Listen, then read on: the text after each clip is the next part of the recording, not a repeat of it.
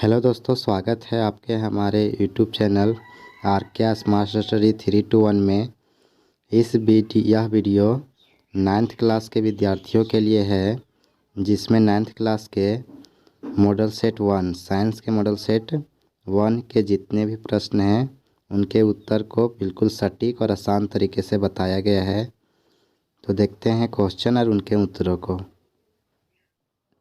Model set का पहला question है, ऊर्जा और शक्ति का एसआई मात्रक क्या होता है? तो ऊर्जा का एसआई मात्रक जूल होता है और शक्ति का एसआई मात्रक वाट होता है। जूल को जे से इंकित किया जाता है, जबकि वाट को डब्ल्यू से।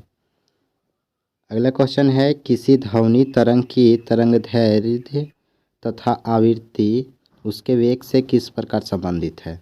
अर्थात ध्वनि तरंग की तरंगदैर्घ्य, आवृत्ति और वेग, ये तीनों आपस में किस तरह से संबंधित है?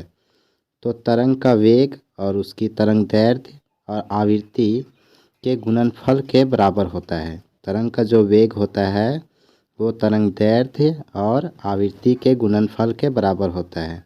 अर्थात v बराबर f इंटू, इसको लेमड़ा कहा जाता है, तरंगदैर्घ्य। f है आवृत्ति फ्रीक्वेंसी और तरंगदैर्घ्य, तो v बराबर f इंटू तरंगदैर्घ्य, यानी तरंग का जो वेग होता है वो तरंगदैर्घ्य और आवृत्ति के गुणनफल के बराबर होता है। ये संबंध है। तीसरा क्वेश्चन है, H2O के आणविक द्रव्यमान की गणना करें। अर्थात H2O के इनके अणुओं के द्रव्यमान अर्थात भार के बारे में बताना है कि ये कितना वजनदार होता है। तो किस तरह से निकालते हैं आणविक द्रव्यमान? तो H2O का निकालना है, जिसमें हाइड्रोजन के 2 अणु हैं। यहाँ पे H2 लगा हुआ है, तो हाइड्रोजन के 2 अणु है प्लस ऑक्सीजन के 1 अणु है।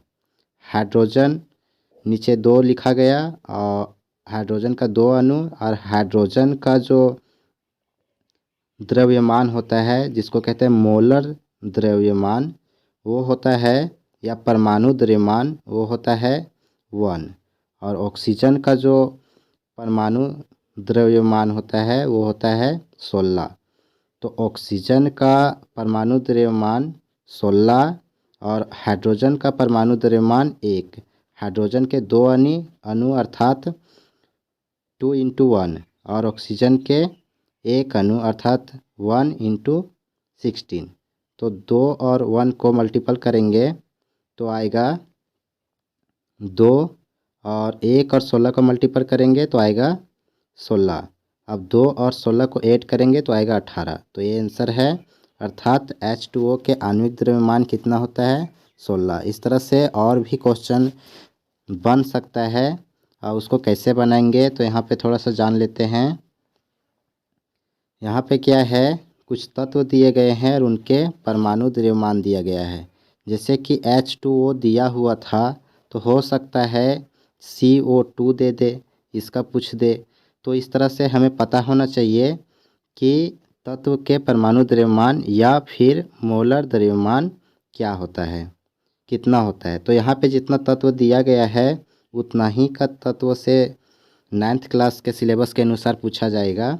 तो हाइड्रोजन का होता है 1, कार्बन का होता है 12, नाइट्रोजन का होता है 14, ऑक्सीजन का होता है 16, सोडियम का होता है 23, मैग्नीशियम का 24, सल्फर का 32, क्लोरीन का 35.5 और कैल्शियम का 40। अब सवाल ये उठता है कि याद कैसे करेंगे? तो याद इस तरह से करना है कि हाइड्रोजन का जो परमाणु संख्या होता है वो 1 होता है, तो 1 को मल्टीपल करेंगे 1 से तो कितना आएगा? 1 आएगा। उसी तरह से कार्बन है, कार्बन का परमाणु संख्या 6 होता है, तो 6 को मल्टीपल करेंगे 2 से तो इसका होगा 12। उसी तरह से नाइट्रोजन का जो है वो 7 होता है, तो 7 को मल्टीपल करेंगे 2 से तो इसका क्या हो जाएगा? 14। अर्थात हाइड्रोजन का केवल 1 से मल्टीपल किया जा रहा है, बाकी सबका किससे करना है, 2 से। परमाणु संख्या अगर याद है, और अगर नहीं याद है तो 10th क्लास में काफ़ी दिक्कत होने वाली है, क्योंकि लगभग चैप्टर परमाणु संख्या पर ही निर्भर है, इसीलिए याद कर लीजिएगा आप। तो कार्बन का 12 हो गया, चूँकि इसका 6 है, नाइट्रोजन का 7 है तो 14 हो गया, ऑक्सीजन का 8 है 16 हो गया। सोडियम का 11 होता है, तो 11 दूना 22 होना चाहिए, लेकिन 23 है, यहाँ पे एक बढ़ा हुआ है, ये याद रखना है। मैग्नीशियम का 12 होता है, 12 दूना 24, ये सही है। सल्फर का 16 होता है, 16 दूना 32, ये भी सही है। और क्लोरीन का 17 होता है, तो यहाँ पे थोड़ा सा बढ़ा हुआ है। कैल्शियम का 20 होता है, तो ये 40 सही है। अर्थात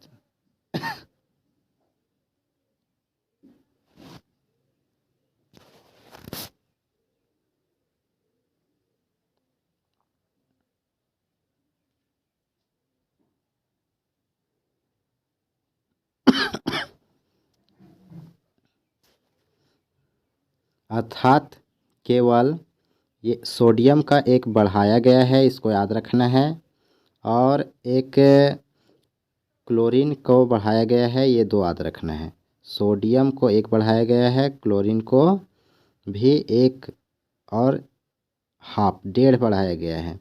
बाकी सब परमाणु संख्या का डबल कर दीजिए, ये परमाणु द्रव्यमान याद हो जाएगा, जिसको किससे इंकित करते हैं, छोटा यू से इंकित किया जाता है। चौथा क्वेश्चन है, 1 मोल से आप क्या समझते हैं। चैप्टर में मोल, अवगाद्रो संख्या, द्रव्यमान, परमाणु संख्या, परमाणु द्रव्यमान, इस तरह के शब्दों का यूज किया गया है। तो मोल से आप क्या समझते हैं, तो देखते हैं मोल क्या होता है। तो 1 मोल किसी तत्व का वह मात्रा है, अर्थात मोल क्या है, तत्व का एक निश्चित मात्रा है, जिसमें 6.022 इंटू 10⁻23, जिसको क्या कहते हैं, अवोगाद्रो संख्या कहते हैं। अगर पूछा जाए अवोगाद्रो संख्या का मान कितना है, तो यही आंसर होगा, इसको याद कर लेंगे। कणों की संख्या मौजूद होती है, अर्थात किसी तत्व के बहुत सारे कण होते हैं, उनमें से तत्व का जब इतना कण एक जगह पर रख दिया जाए, अलग कर दिया जाए, एक समूह बना दिया जाए, तो इसी समूह को क्या कहेंगे, 1 मोल कहते हैं। अगला क्वेश्चन है, नाइट्रोजन स्थिरीकरण किस जीवाणु के द्वारा किया जाता है। तो नाइट्रोजन स्थिरीकरण जो होता है वो राइजोबियम जीवाणु, जो लेग्यूम पौधे क्या होता है, दलहन के जितने भी पौधे होते हैं उन्हीं को लेग्यूम पौधे कहते हैं। इनके जड़ों में पाए जाते हैं, जो क्या करता है, नाइट्रोजन स्थिरीकरण का कार्य करता है। नाइट्रोजन स्थिरीकरण जो होता है वो नाइट्रोजन ऑक्साइड, पहले नाइट्रोजन ऑक्साइड बनता है, उसके बाद फिर नाइट्रिक अम्ल बनता है, फिर जो ये राइजोबियम जीवाणु होता है उन नाइट्रिक अम्ल को नाइट्रेट में बदल देता है, और इस तरह से पेड़ पौधे में संचित कर देता है। नेक्स्ट क्वेश्चन है, एड्स नामक बीमारी किस विषाणु के कारण होती है। तो एड्स नामक जो सबसे खतरनाक बीमारी माना जाता है अभी के दौर में, वो HIV विषाणु के द्वारा होता है। अगला क्वेश्चन है, वायुमंडल में कितने प्रतिशत नाइट्रोजन गैस पाए जाते हैं। तो ये कितने प्रतिशत पाए जाते हैं, 78%, अर्थात सब वायुमंडल में जो सबसे अधिक गैस पाया जाता है वो नाइट्रोजन है।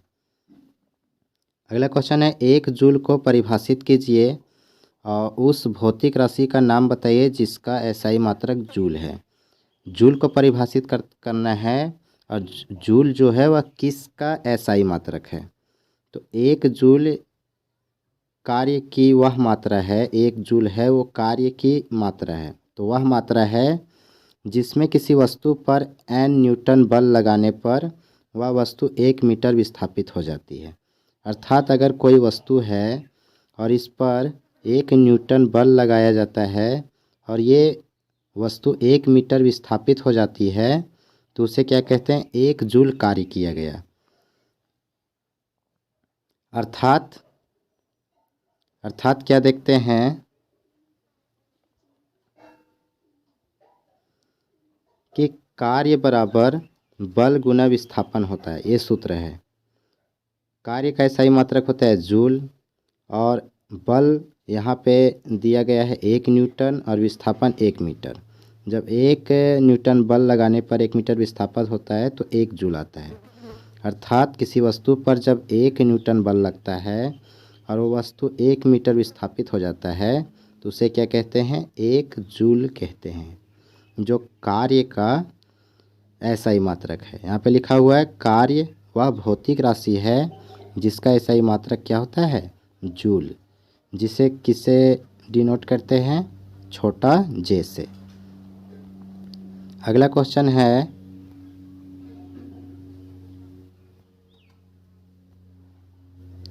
किसी दिए गए माध्यम में ध्वनि तरंग की आवृत्ति 220 हर्ट्ज है। ध्वनि तरंग की आवृत्ति कितनी है? आवृत्ति का अर्थ होता है 1 सेकेंड में कितनी बार कोई तरंग दोहराया गया, और वेग 440 मीटर पर सेकेंड है। तो इसकी तरंग दैर्ध्य की गणना करें। ऊपर तीनों के बीच संबंध देखे थे, जिसमें तरंग का वेग बराबर क्या था? तरंग दैर्ध्य इंटू आवृत्ति था।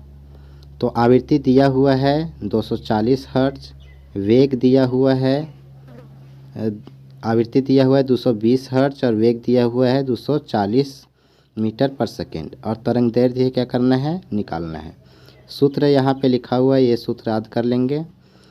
तरंग का वेग दिया गया था 440 और तरंग दैर्ध्य नहीं दिया गया था, इसे निकालना था, और आवृत्ति है 220। अब ये इधर मल्टीपल में है तो इधर डिवाइड में आ जाएगा, तो 440 भागा 220 बराबर तरंग दैर्ध्य। अब 440 को 220 से डिवाइड करेंगे तो आएगा 2, तो तरंग दैर्ध्य का मान कितना है? 2 है। अगला क्वेश्चन है, 46 ग्राम सोडियम परमाणु में कणों की संख्या ज्ञात कीजिए। अर्थात 46 ग्राम का सोडियम में कितने कण उपस्थित है। तो कैसे निकालेंगे? द्रव्यमान यहाँ पे दिया गया है 46 ग्राम और मोलर द्रव्यमान जो है सोडियम का निकालना है। सोडियम का होता है 11 दूना 22 और सोडियम को 1 बढ़ाया गया था अर्थात 23। तो ये मोलर द्रव्यमान याद करेंगे, जिसको परमाणु द्रव्यमान भी कहा जाता है। तो सूत्र क्या है? मोल बराबर द्रव्यमान बटा मोलर द्रव्यमान। मोल निकालना है, द्रव्यमान दिया गया है 46 और मोलर द्रव्यमान है 23। अब इसको डिवाइड करेंगे तो आएगा 23 दूना 46, अर्थात मोल कितना आ गया? 2। अब हमें कणों की संख्या ज्ञात करना है। 1 मोल में जो संख्या होता है कणों का, जिसको आवोगाद्रो संख्या कहते हैं, वो होता है 6.022 इंटू 10⁻23। ये 1 मोल में कणों की संख्या होता है, जिसे आवोगाद्रो संख्या कहते हैं। अब यहाँ पे मोल कितना आया है? 2 आया है। तो इसका अर्थ होता है, इसका अर्थ क्या हुआ कि ये इसका डबल मोल की संख्या होगा। तो इसको क्या करेंगे? 2 से मल्टीपल करेंगे। तो कणों की संख्या बराबर होता है मोलों की संख्या, जिसको n से दिखाते हैं, उस मल्टीपल आवोगाद्रो संख्या, जिसे n 0 से दिखाते हैं। तो 2 मोलों की संख्या आया है, आवोगाद्रो संख्या इतना है, मल्टीपल करेंगे तो आएगा 12,321। ये मोलों की संख्या ज्ञात हो गया। अगला क्वेश्चन है, थॉमसन के परमाणु मॉडल की व्याख्या करें। अर्थात थॉमसन ने परमाणु के ऊपर जो मॉडल प्रस्तुत किया था उनकी व्याख्या करना है। तो थॉमसन ने अपने परमाणु मॉडल को 1898 ईस्वी में प्रतिपादित किया। उसने अपने मॉडल में कहा कि परमाणु एक धन आवेशित गोला है, अर्थात प्लस चार्ज, जिसमें बीच बीच में इलेक्ट्रॉन बिखरे रहते हैं। अर्थात परमाणु एक तरबूज के समान होता है, जिसका लाल भाग धन आवेशित एवं तरबूज के बिखरे हुए बीज इलेक्ट्रॉन के समान है। इसमें क्या कहा है अपने परमाणु मॉडल में कि परमाणु एक तरबूज के समान होता है, जैसा कि चित्र में दिखाया गया है, तरबूज के समान। और ये जो लाल लाल जिसको गुद्दा कहते हैं, ये क्या है, पॉजिटिव चार्ज है। और जो बीज बिखरे हुए हैं ये सब क्या है, तो ये सब इलेक्ट्रॉन है। ये थॉमसन ने अपने परमाणु मॉडल को व्याख्या करते हुए कहा था। अगला क्वेश्चन देखते हैं क्या है। अगला क्वेश्चन है 0.5 मोल ऑक्सीजन के अणु का द्रव्यमान क्या होगा। इसमें मोल दिया हुआ है ऑक्सीजन का और द्रव्यमान पूछा जा रहा है, अर्थात भार पूछा जा रहा है। तो क्या दिया हुआ है, मोल दिया हुआ है। और मोलर द्रव्यमान क्या होता है ऑक्सीजन के, तो ऑक्सीजन का होता है परमाणु संख्या 8। तो इसको डबल कर देंगे तो हो जाएगा 16। इस तरह बताए थे ऊपर भी कि आप मोलर द्रव्यमान कैसे निकाल सकते हैं। तो ये कितना होता है, 16। और द्रव्यमान को क्या करना है, ज्ञात करना है। मोल बराबर होता है द्रव्यमान बटा मोलर द्रव्यमान। अब मान को बैठाएंगे, द्रव्यमान बराबर मोल इंटू मोलर द्रव्यमान। इसको और किस रूप में लिख सकते हैं, तो द्रव्यमान को जब इधर करेंगे तो ये मोल क्या हो जाता है, मल्टीपल हो जाता है। द्रव्यमान को जब इधर कर देंगे तो ये क्या होगा, क्रॉस मल्टीपल होता है। तो द्रव्यमान इधर अगर एक मान लेते हैं तो द्रव्यमान एक से मल्टीपल करेंगे तो द्रव्यमान आएगा, और मोलर ये क्रॉस वाइज मल्टीपल करेगा तो मोल इंटू मोलर द्रव्यमान। अब मोल का मान दिया है 0.5 और मोलर द्रव्यमान यहाँ पर 16 है। अब 0.5 और 16 को जब मल्टीपल करेंगे तो 8 ग्राम, ये हमारा 0.5 मोल ऑक्सीजन का द्रव्यमान निकल कर आएगा। तो ये राइट आंसर हो गया। अगला क्वेश्चन देखते हैं क्या है।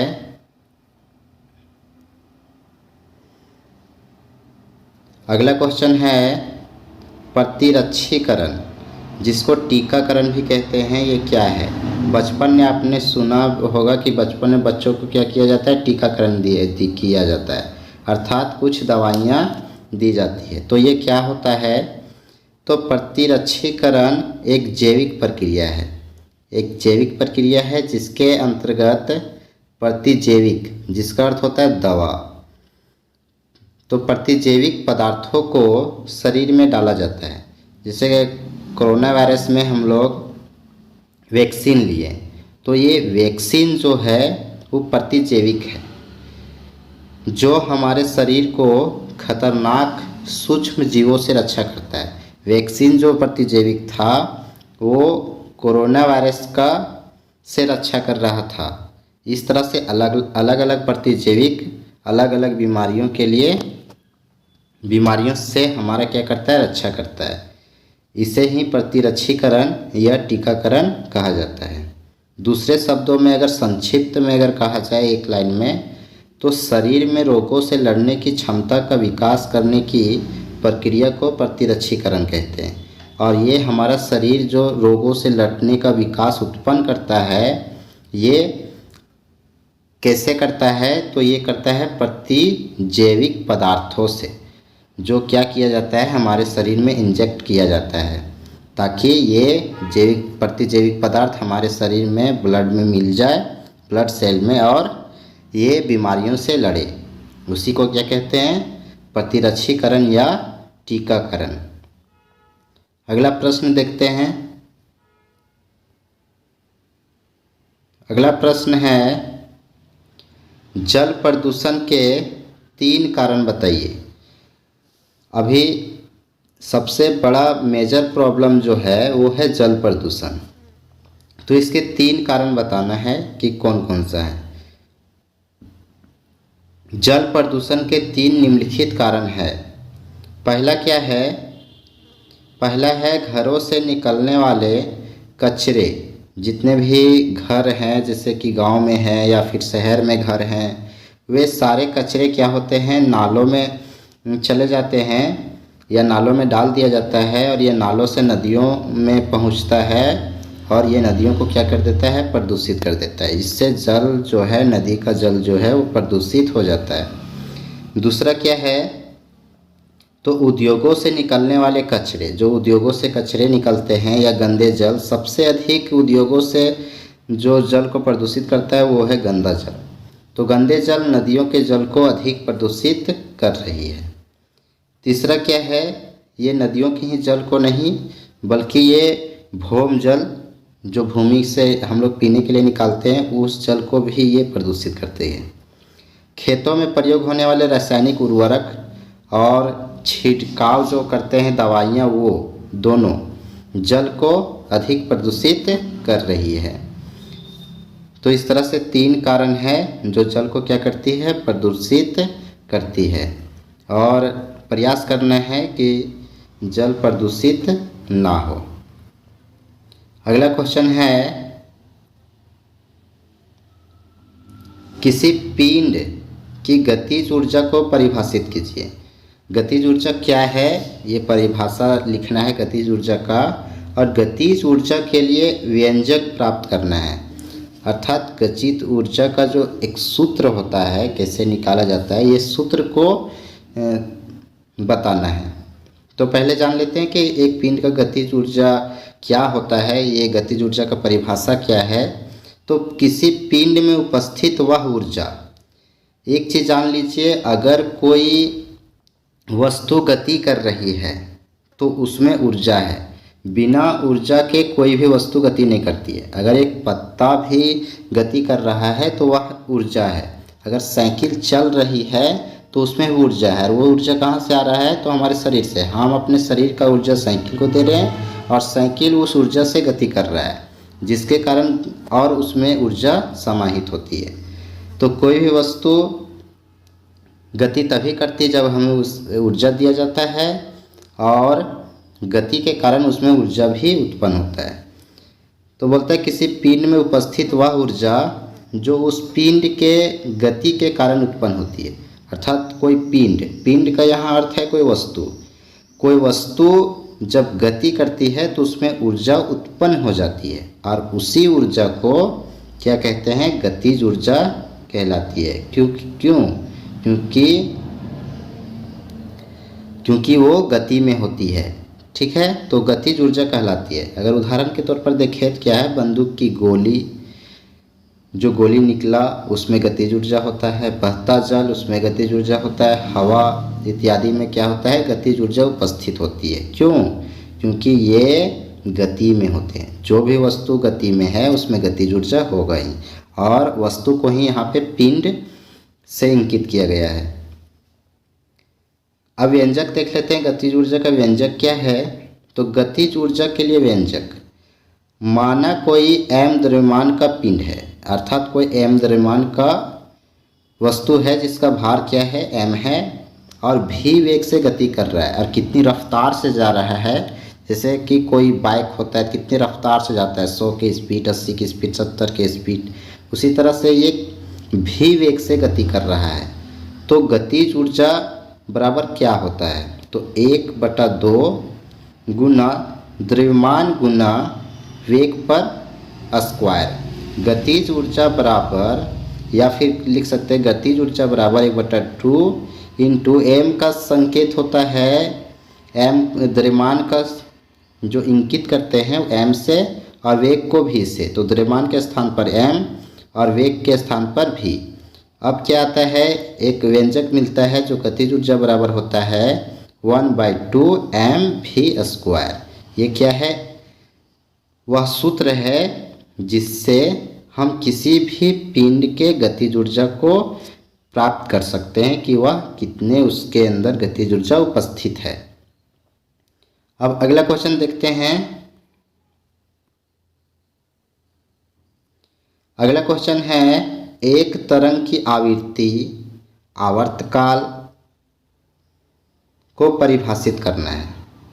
तरंग की आवृत्ति, तरंग क्या है? तो तरंग एक कह सकते हैं ध्वनि है, तो उसकी आवृत्ति कि वो कितना, आवृत्ति का मतलब होता है बार बार दोहराना। तो तरंग अगर बार बार रिपीट हो रहा है तो उसे आवृत्ति कहते हैं। आवर्तकाल अर्थात समय। तो तरंग की आवृत्ति आवर्तकाल को परिभाषित करना है, परिभाषा लिखना है। और तरंग की तरंग दैर्ध्य, आवृत्ति और वेग के बीच संबंध स्थापित करना है। तो आवृत्ति क्या होता है? तो कंपित वस्तु, जो वस्तु कंपन कर रहा है, हिल रहा है, कंपित वस्तु में प्रति सेकेंड होने वाले दोलनों की संख्या को, उस संख्या को दोलन की आवृत्ति कहते हैं। जैसे कोई वस्तु अगर कंपन कर रहा है तो उसकी तरंग इस तरह से क्या होता है, ऊपर नीचे होता है।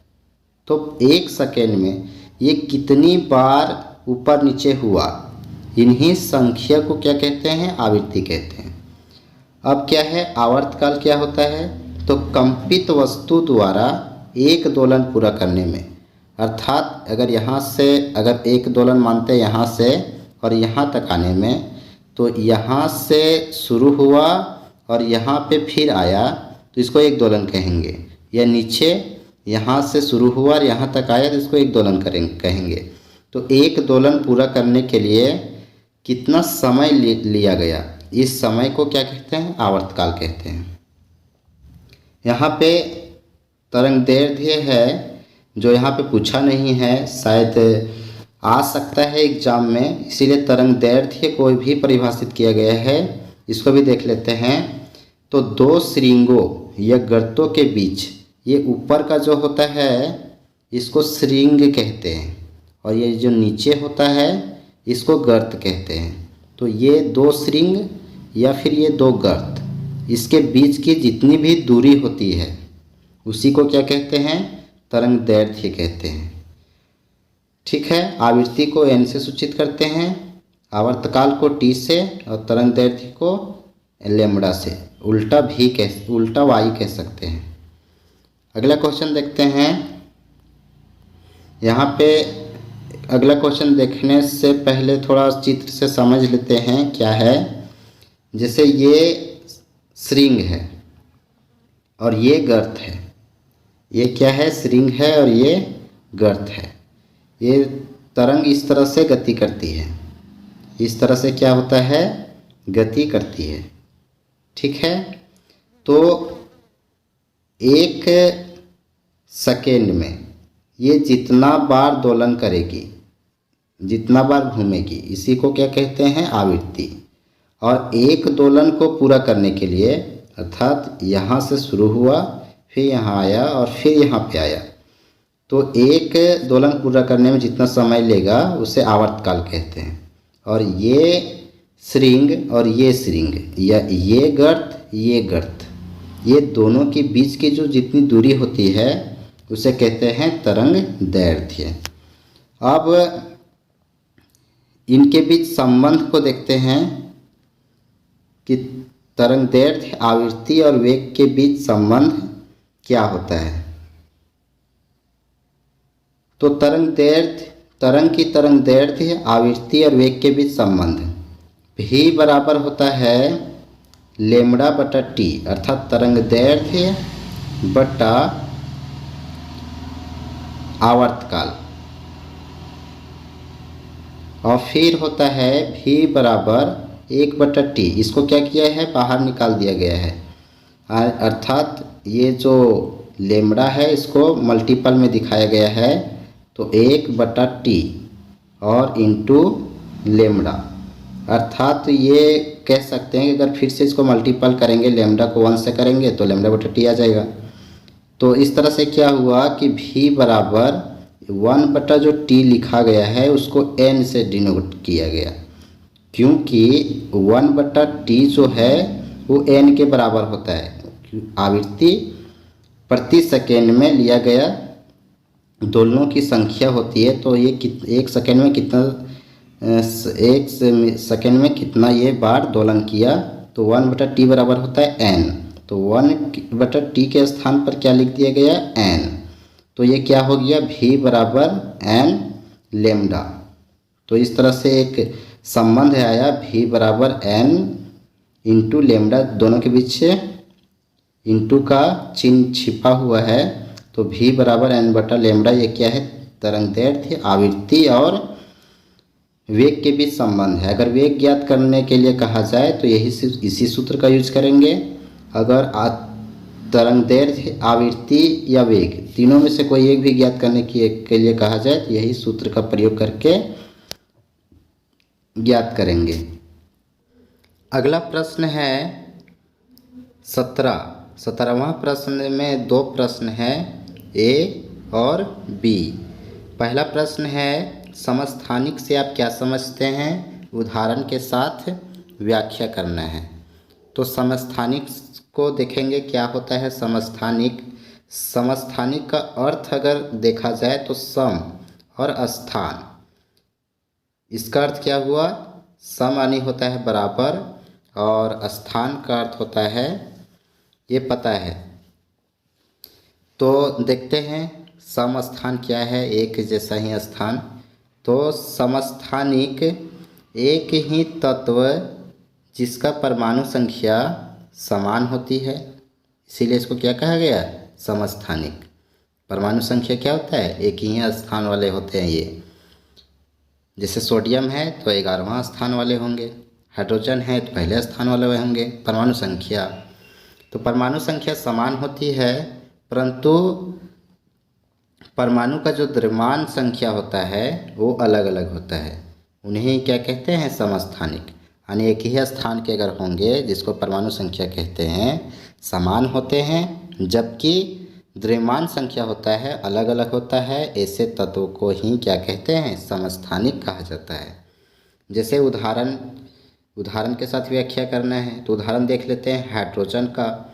तो यहाँ पे क्या देखते हैं कि हाइड्रोजन में 1/1 है, 1/2 है, 1/3 है। ये तीनों हाइड्रोजन का नाम जो है वो अलग अलग है और इनके बारे में विस्तृत चर्चा मॉडल सेट 2 में किया गया है। अगर आपको यह वीडियो पसंद आता है और आप मॉडल सेट 2 भी चाहते हैं कि उसे भी हम देखें, तो आप इस वीडियो को लाइक कर दें और कमेंट में ज़रूर लिखें कि मॉडल सेट 2 को अपलोड किया जाए, और चैनल को सब्सक्राइब कर दें ताकि जब भी मॉडल सेट 2 अपलोड किया जाएगा, बहुत जल्द अपलोड किया जाएगा, तो वह आपसे मिस ना हो। तो ये क्या देखते हैं कि हाइड्रोजन के 3 नाम है। पहला में क्या देखते हैं, 1/1 है, दूसरा में 1/2, तीसरा में 1/3। अब 1/1 क्या इंगित करता है, क्या बताना चाहता है, तो ऊपर का जो 1 है वो बताना चाहता है हाइड्रोजन का परमाणु संख्या 1 है और नीचे का 1 वह द्रव्यमान संख्या है। लेकिन ये हाइड्रोजन में क्या देखते हैं कि ऊपर का 1 है जो परमाणु संख्या है, लेकिन नीचे का जो 2 है वो द्रव्यमान संख्या अलग हो गया। अब इस हाइड्रोजन में क्या देखते हैं, ऊपर का 1 परमाणु संख्या, नीचे का 3 द्रव्यमान संख्या है। परमाणु संख्या सेम है लेकिन द्रव्यमान संख्या अलग अलग है, इसी को क्या कहते हैं, समस्थानिक। कार्बन का देख लेते हैं तो 12/6 है और 14/6 है। तो ये क्या दिखाता है, 6 जो है वो कार्बन का परमाणु संख्या है, जबकि 12 और 14 क्या है, द्रव्यमान संख्या है। तो द्रव्यमान संख्या अलग अलग है, परमाणु संख्या सेम है। उसी तरह से क्लोरीन में क्या देखते हैं, तो क्लोरीन में देखते हैं 35/17 और 37/17। तो इसमें भी क्या देखते हैं, 35 और 37 द्रव्यमान संख्या अलग अलग है, जबकि 17 परमाणु संख्या सेम है। इसी को क्या कहते हैं, समस्थानिक। दूसरा क्वेश्चन क्या है, समस्थानिक के कोई 3 उपयोग लिखिए। कितना उपयोग लिखना है, 3 उपयोग कि समस्थानिक का उपयोग आखिर किस तरह से किया जाता है। तो पहला क्या है, यूरेनियम के एक समस्थानिक का उपयोग परमाणु भट्ठी में ईंधन के रूप में किया जाता है। किसका? यूरेनियम के एक समस्थानिक का। इसका 2-3 समस्थानिक हो सकता है।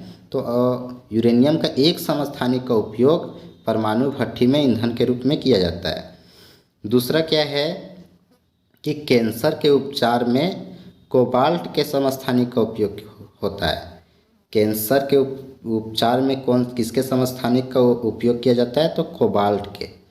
भट्ठी में ईंधन के रूप में यूरेनियम के, कैंसर में कोबाल्ट के। और घेंघा रोग के इलाज में आयोडीन के समस्थानिक का उपयोग किया जाता है। और आयोडीन क्या होता है? नमक। तो नमक के समस्थानिक का उपयोग घेंघा रोग में किया जाता है। तो ये 3 उपयोग समस्थानिक के हैं जो प्रयोग किए जाते हैं। अगला क्वेश्चन देखते हैं। अगला क्वेश्चन है, जल चक्र का आरेख चित्र बनाते हुए व्याख्या करें। जल चक्र का क्या करना है? जल चक्र का आरेख चित्र बनाते हुए व्याख्या करना है। तो यहाँ पे पहले देखते हैं जल चक्र का आरेख ये क्या है। तो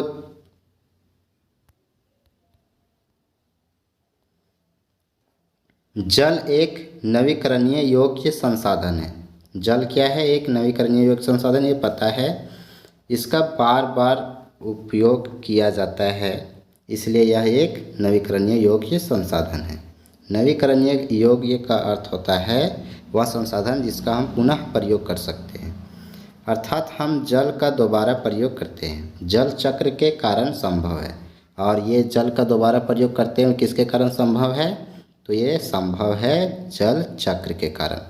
यहाँ पे जल चक्र का चित्र दिया गया है, अर्थात आरेख दिया गया है। यहाँ पे क्या देखते हैं, इधर से पानी आ रहा है और फिर ये समुद्र में मिल रहा है और फिर समुद्र का पानी वाष्प बनकर सूर्य के कारण वाष्प बन रहा है और वाष्प बनकर बादल का निर्माण कर रहा है।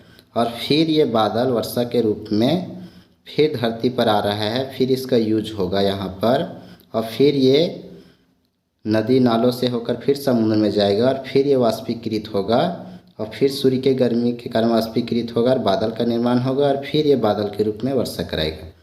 तो इस तरह से क्या करते हैं, एक चक्र चलता है जिसको क्या कहते हैं, जल चक्र। तो ये आरेख आपको अगर एग्जाम में ये प्रश्न आता है तो आपको बनाना होगा। आगे देखते हैं इसका डिफिनेशन, इसको वर्णन जो किया गया है। तो घरों और उद्योगों से निकलने वाला जल नालों से नदियों में जाती है। घर से उद्योगों से नगरों से जहाँ निकलने वाला जल क्या होता है, नालों से नदियों में जाती है और यह जल नदियों से होते हुए समुद्र में जाकर गिरती है। समुद्र का जल क्या होता है, सूर्य के कारण गर्म होकर वाष्प में परिवर्तित हो जाता है, जैसा कि यहाँ पे देख रहे हैं। यह वाष्प आकाश में संघनित होकर, यहाँ पे संघनित होकर क्या कहता है, बादलों का निर्माण करती है, जो वर्षा के रूप में क्या होता है, पुनः प्रयोग के लिए प्राप्त होते हैं। और फिर से क्या होता है, यह जल नालों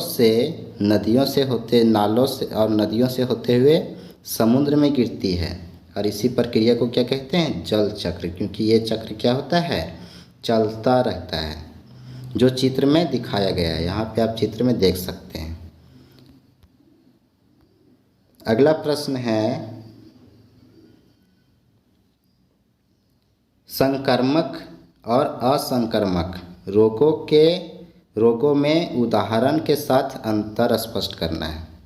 अर्थात संक्रमक तथा असंक्रमक रोगों के बीच क्या करना है, अंतर लिखना है कुछ उदाहरण देते हुए। तो पहले संक्रमक रोगों को देख लेते हैं, उसके बाद फिर असंक्रमक रोग को देखेंगे। नहीं, दोनों के बीच अंतर स्पष्ट करना है तो दोनों के बीच अंतर देखते हैं कौन कौन सा अंतर दिया गया है।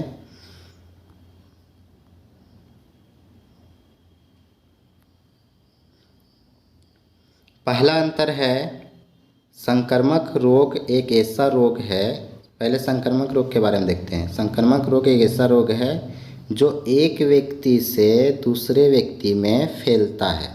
संक्रामक रोग क्या होता है, एक व्यक्ति को हुआ और अगर उसके संपर्क में हम आए हैं तो वह रोग शरीर में फैल सकता है। जबकि संक्रामक रोग जो होता है वो हवा जल के कारण एक से दूसरे व्यक्ति में फैलता है। संक्रामक रोग जो होता है वो क्या होता है, एक व्यक्ति से दूसरे व्यक्ति में फैलता है। किसके कारण, तो हवा और जल के कारण या फिर संपर्क में आने के कारण। लेकिन असंक्रामक रोग एक व्यक्ति से दूसरे व्यक्ति में फैलता नहीं है। आप यहाँ पे लिख लीजिएगा कि असंक्रामक रोग एक शरीर से दूसरे शरीर में फैलता नहीं है। संक्रामक रोग जो होता है वो बैक्टीरिया या वायरस से होता है। संक्रामक रोग किससे होता है, बैक्टीरिया और वायरस से होता है। जबकि असंक्रामक रोग की बात किया जाए तो ये परजीवी से होता है, अर्थात किसी सूक्ष्म जीव के कारण।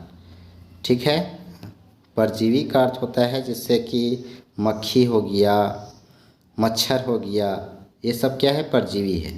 तो असंक्रामक रोग क्या होता है, परजीवी से होता है और या विरासत में मिली होती है।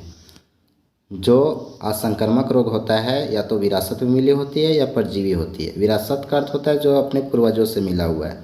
अगर कोई बीमारी हमारे पूर्वजों से मिला है तो वह दूसरे के शरीर में फैलता नहीं है। ठीक है, लेकिन संक्रामक रोग जो होता है वो एक बैक्टीरिया या वायरस होता है जो एक शरीर से दूसरे शरीर में छींकने, खांसने, जल, हवा या संपर्क में के कारण क्या होता है, फैल जाता है। संक्रामक रोग जो होता है विस्तृत क्षेत्र में फैलते हैं। जैसे कोरोना वायरस को देख लीजिए, एक पास वुहान, चाइना के वुहान क्षेत्र में निकला और धीरे धीरे ये पूरा विश्व में फैल गया। तो संक्रामक रोग विस्तृत क्षेत्र में फैलते हैं जिससे महामारी की संज्ञा भी दी जाती है और कोरोना वायरस को दिया भी गया। जबकि असंक्रामक रोग जो है वो क्षेत्र सीमित होता है। हम जिसको हुआ है उसी को केवल हुआ है, उसका क्षेत्र बढ़ता नहीं है क्योंकि एक दूसरे के शरीर में फैलने वाला रोग नहीं होता है। चौथा क्या है, संक्रामक रोग का उदाहरण कैंसर है, कोरोना है, एड्स है। ठीक है, ये संक्रामक रोग के उदाहरण हैं। जबकि असंक्रामक रोग के उदाहरण मधुमेह है, घेंघा है आदि। तो मधुमेह और घेंघा अर्थात शुगर अगर किसी को हो गया है, शुगर है या घेंघा रोग है तो वो दूसरे के शरीर में नहीं फैलता है, यह असंक्रामक रोग है। लेकिन अगर कैंसर है, कोरोना है, एड्स है तो ये वायरस का नतीजा है जिसके कारण ये वायरस शरीर से निकल कर दूसरे शरीर में प्रवेश कर सकता है, तो ये फैलता है। ठीक है, उम्मीद करते हैं यह वीडियो आपको अच्छा लगा होगा। चूँकि इस वीडियो बनाने में और ये सारे नोट्स को लिखने में काफ़ी समय जाता है तो आप 2 सेकंड का समय देकर चैनल को सब्सक्राइब कर दें और वीडियो को लाइक कर दें। धन्यवाद। अब बहुत जल्द मिलते हैं मॉडल सेट 2 में।